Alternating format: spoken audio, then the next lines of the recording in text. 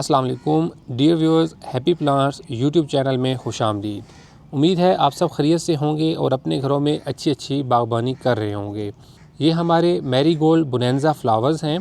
इनको हमने प्लास्टिक की इस क्यारी में लगाया था। अभी जो मैरीगोल्ड बोनेंजा है ये छोटे कद वाली मैरीगोल्ड की वैरायटी होती है। तो मैरीगोल्ड में मेरे ख्याल में दो मेन वैरायटीज़ होती हैं। एक मैरीगोल्ड बोनेंजा जो कि ये वाली वैरायटी है, इसके छोटे छोटे फूल आते हैं और काफ़ी घने फूल इस पे आते हैं और इसके जो फ्लावर्स की कलर रेंज है वो भी काफ़ी ज़्यादा है। इसको फ्रेंच मैरीगोल्ड कहते हैं, ये समझे फ्रेंच मैरीगोल्ड की किस्म है। इस तरीके से एक और मैरीगोल्ड की किस्म होती है जिसको अफ्रीकन मैरीगोल्ड कहते हैं। उसको गेंदा भी कहते हैं, बड़ा मशहूर फूल है, उस पर बड़े साइज़ के गेंदे के फूल आते हैं। एक वो किस्म होती है। अभी ये हमने सीड्स लगा दिए थे, दो सीड्स भी लगा दिए थे।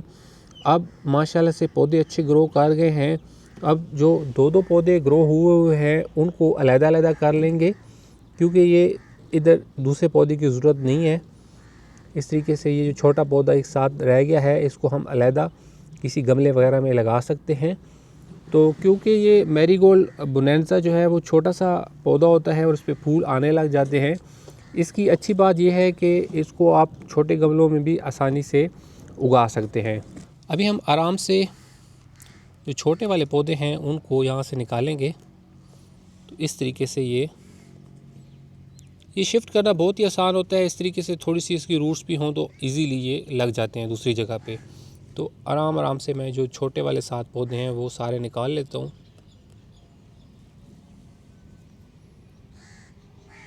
ये मैंने पनीरियाँ निकाल ली हैं। अब एक एक पौधा अपनी अपनी जगह पे इस क्यारी में आ गया है।